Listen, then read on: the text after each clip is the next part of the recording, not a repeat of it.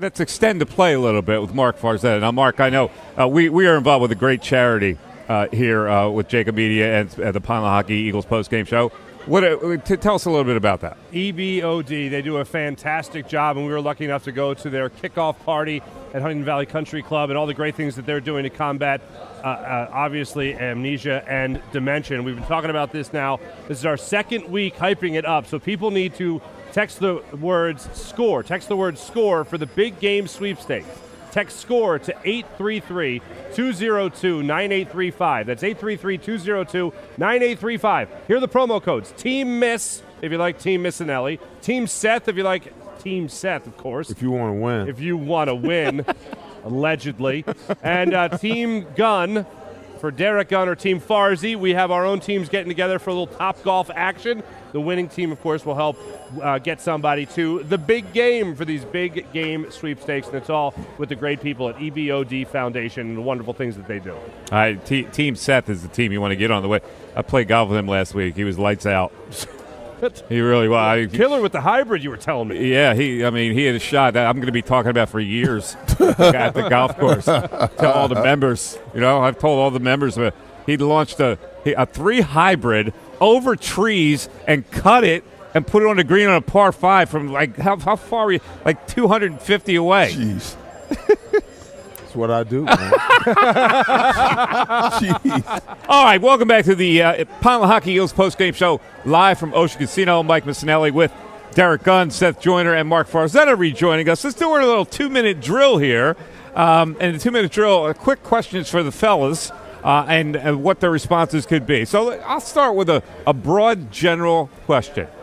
We looked at the 49ers. We looked at the Cowboys. We had the Eagles early on as the best team in the NFC. Have they reclaimed that title as the best team in the NFC after tonight's dominant game?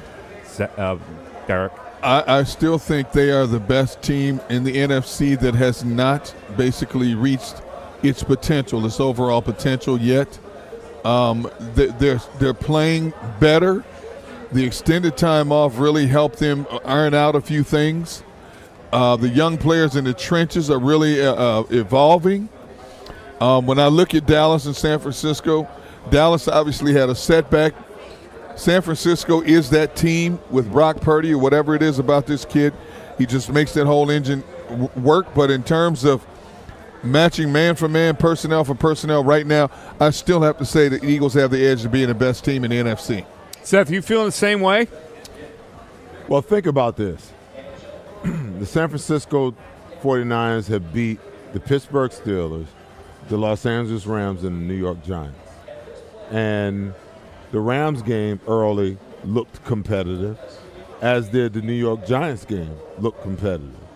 So in a lot of ways, the 49ers, like I said about the Cowboys last week, haven't really played anybody. I'm waiting to see what they'll look like when they play the Cowboys. Hopefully the Cowboys will be at full strength. They've got Cincinnati on the schedule. And then they don't really play anybody again until we play them. So it's just going to be interesting to see how this whole thing shakes out.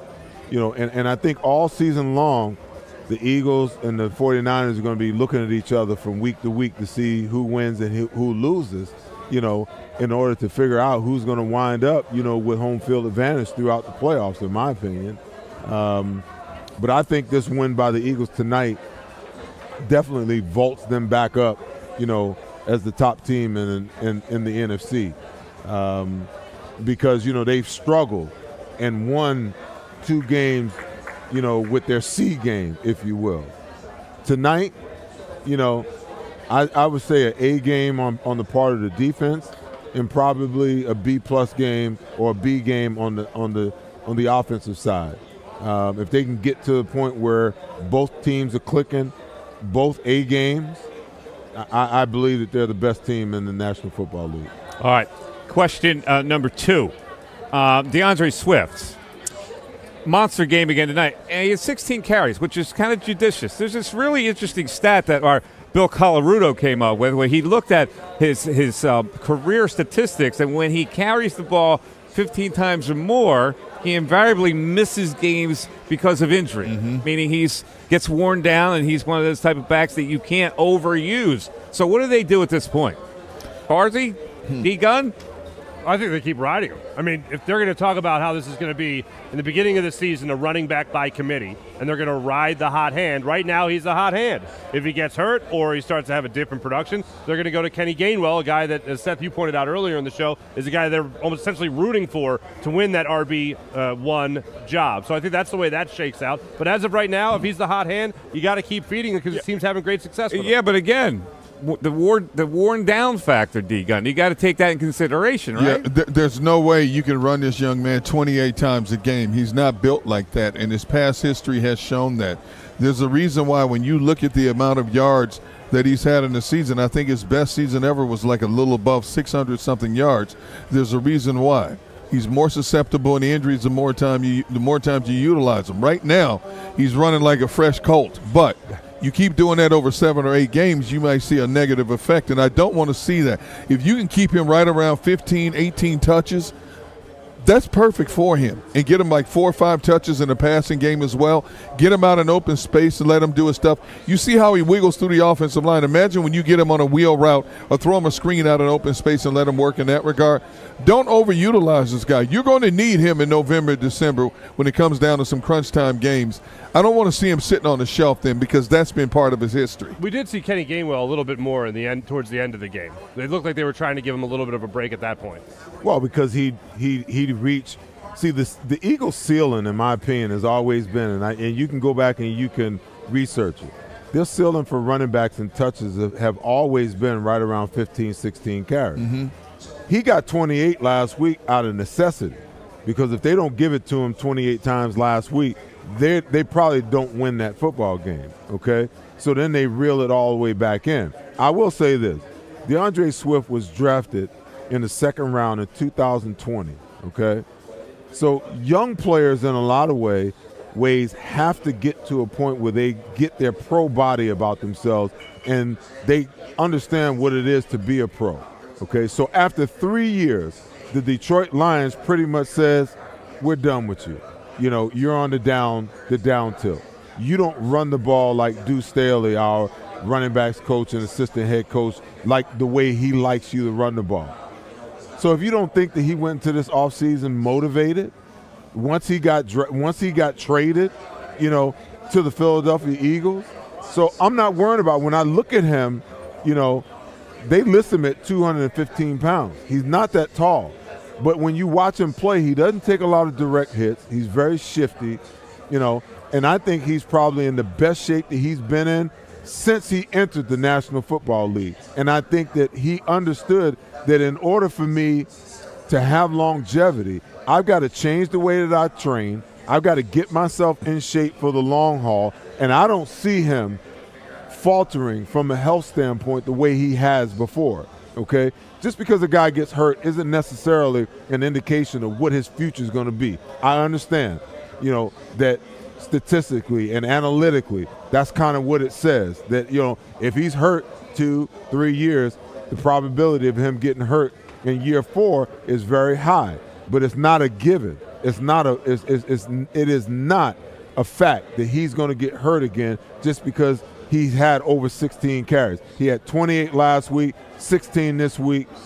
Let's see how this continues to shake out. And I don't think you can play – this offense can't afford to play in protective mode when it comes to, you know, his touches, because he is an important part of what makes this offense go. They've been able to get away from the RPO action and get to a more traditional offense for Jalen Hurts, because that's what they figured, that's what the first 2 weeks was about. Take away his ability to run the ball and eliminate the P and the R in the RPO and make him have to operate with the football. Well, now they're running a more traditional offense where Jalen just turned around and handed the ball off. Yeah, I was going to ask you about that. And he's operating from the pocket. You're right. They were depleted a little bit on RPOs tonight, and I didn't know that Jalen was flu-ridden. Could that have influenced that as well, that they went away from the RPOs tonight? Well, they went away from it last week. It started last week, you know. So at the beginning of the year, you remember we talked about it, and I talked about it in my pregame show, that I want to see Jalen Hurts elevate and move away from so much RPO and so much read option so that they can protect him health-wise, okay? And if he could operate from the pocket and he could be efficient from the pocket, that didn't necessarily mean that you would have to get completely away from the RPO and the read option, but they could be, add-ons to your offense more than the mainstay of your offense. Now you can keep defenses honest by every once in a while running the quarterback sweep, or like he did tonight, or running the RPO where he pulls it and hits the slant or the quick in route. But now you don't have to live in that. You don't have to live in that type of offense. And what you see in the last 2 weeks is that guess what? They can operate that way. Now the next iteration is I want to see Jalen Hurts under center a little more. So now that you can begin to run, some 12 personnel with 2 tight ends. Now you can the bootleg and all of those things come into focus. Then you give defense coordinators another added piece, to have to worry about.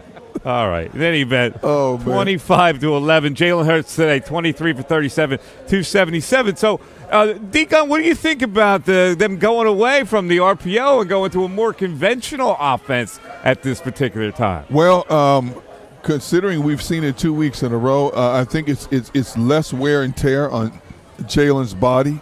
He doesn't have to take those unnecessary shots. And the fact that he can just turn and hand the ball off, and your running backs are getting 6, 7, 10, 12, 15 yards, it's imposing your will on the opposition. You don't have to use as much trickery up and down the offensive line. I like the fact, because going into the season, the one thing we kept talking about is we want to see Jalen take less physical abuse. We want to see him run the ball less. We want to see him going down the line less and running that RPO and taking shots from the ends of the tackles or linebacker trying to square up on him. I like the fact that they've identified this and said basically stop us if you can, in the last two opponents couldn't come close to stopping them in that form of running. All right, so we're all good with that. Right? We're all good with it. Yeah, but you know what? I love the RPO. The pundits around the city, because, I listen to talk radio, during the week. And everybody last week was like, oh, Jalen Hurts has got to come out and show me that he can throw the ball for 300 yards. And I'm like, the object here is to win the football game, however you got to do it. And I give this coaching staff a lot of credit, because for them to admit that we need to move away from the RPO and the read option and go to a more traditional offense, okay? And last week it started that, hey, we're not getting it done with the run game. Let's run the ball, okay? They're willing to do whatever's necessary to win the game. And I'm telling you right now, it's going to pay off down the road, because you're going to have all of these different offensive facets at your disposal, okay? You're going to be able to run read option and RPO. You're going to be able to just run your traditional offense. When they get to the point where they can implement a little bit of motion and a little bit of 12 personnel like I talked about before, and put Jalen under center where you can go play action pass off your running, that's going to open up another facet of what they do. Then there's so much for a defensive coordinator to prepare for, and you can pull it out of your arsenal anytime you want and call it. And you've got 5 or 6 run plays off of it, 4 or 5 pass plays off of it, off of each component, And then when you get into, like I was talking to John earlier, when you get into the real strategy of where, you've got pass plays that are created and diagrammed to defeat coverages, and your quarterback can identify those coverages pre-snap and make the checks at the line of scrimmage and be able to dominate these different coverages with those crafted passing plays. Now this offense becomes unstoppable, just like the defense is almost unstoppable. Now you got some. Now you really cooking with gas. Yeah, they got Goddard involved Not a little bit propane, tonight. but gas. Okay. Yeah, I'd rather cook with propane, but no, I'm just kidding. 7 targets for Goddard tonight. The only thing it was missing tonight for me is, the way I think it, Devontae Smith only had 5 targets. I was waiting for Devontae to yell at Jalen Hurts on the Never gonna sideline. happen. That'll never happen. Never Just to happen. even it up. The you know? squeaky wheel gets the grease, my friend. Yeah. That's the way it should work. Yeah. But No, it shouldn't. Look, they're going to get. He's going to get plenty of targets. It's had a fine season to this point as it is. They're going to be fine with spreading that out, and I think they will at one point introduce the RPO back to it. Now, I thought last year when we talked about it at length, we were talking about how after every game you almost heard it from Nick Sirianni, and then during the week you hear it from Shane Steichen about how every time they ran the RPO, it would just automatically transition to a run. Some of our run plays are in the run-pass option. Well, Seth, like you say, take away that aspect of it. Take away the option because he is running too much. You do have to use the phrase that Nick Sirianni used.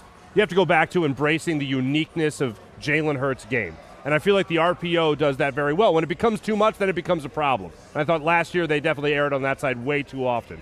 This year, I wouldn't mind seeing it incorporated back. Mike, as you pointed out, it does work, and it works really well when they run it. So why would I not embrace that aspect of Jalen Hurts' game? You know what they're doing right now? Babying him? Coddling? Devontae Smith, kind of was rocking the baby a couple of weeks ago. They're rocking the NFL to sleep right now because the NFL thinks that they're moving away from that RPO, and when they think that they're not running it again, that's when you run it. That's when you catch them off balance. See, to me, that's good offensive, play calling and great offensive coordination. Is that you have all of these weapons at your disposal, so you don't know whether I'm gonna pull an arrow and shoot you, or whether I'm gonna jig you with a dagger, or whether I'm gonna pull a gun and shoot you. Very violent. Yeah, but football's a violent game. Very violent. All images. those options are here. Very violent images. Hey, can we agree on one thing? We were fine with Brian Johnson's play calling tonight. Absolutely. The first 2 games, and coming into this game, people had a lot of question marks. I thought he called a much better game tonight. I agree. The 4th and 1 was still garbage, but You had to everything bring else that was up, didn't you? fantastic. Well, just for the record, that was the one play that I had a big issue with from Brian Johnson tonight. But this is an interesting thing as well. Seth, you bring up the point about the RPO. Maybe that's one thing Brian Johnson's trying to adapt as well. I can't use this one thing yet. Maybe we're going to be saving that for later in the season, so he's got to call plays around it. Well, the beauty is that you can have your base offense. The way that they're running the football now, you can actually line up in that where Jalen's turning and hand the ball off, but you can still implement your RPO off of that. Okay, so that's why I say there's a whole lot of rocking the NFL to sleep. Because the adjustment in week 1 and 2 was to take the RPO away. So the adjustment for the Eagles have been, okay, we're going to run the ball down your throat in our traditional set, okay? And that traditional set in a lot of ways can look exactly like our RPO stuff. So now that we're getting what we want in the run game, that's down the road is going to open the door for them to be able to get what they want in the RPO game. Once you get those linebackers stepping up, once you get, the look that you want, you can still get the RPO off of that.